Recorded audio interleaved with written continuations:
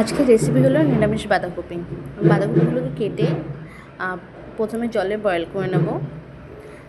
তারপর বয়েল করা হয়ে গেলে একটা পেস্ট তৈরি করে নেব মশলার। তারপর কড়াইয়ে সর্ষের তেল ইউজ করব। তারপরে তেজপাতা, জিরে, গরম মশলা ফোড়ন দেব। এটা দেওয়া হয়ে যাবার পর যেই মশলাটা বানিয়ে রেখেছিলাম সেই মশলাটা ঢেলে দেবো।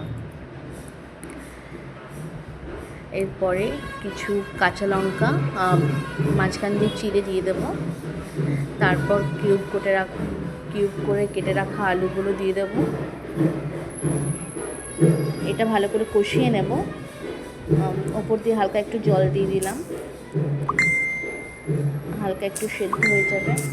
স্বাদ মতো লবণ দেব।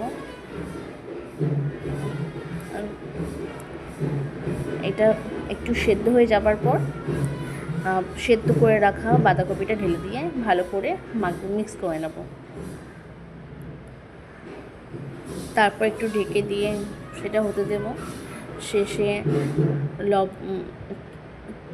চিনি এবং ঘি দিয়ে পরিবেশন করব।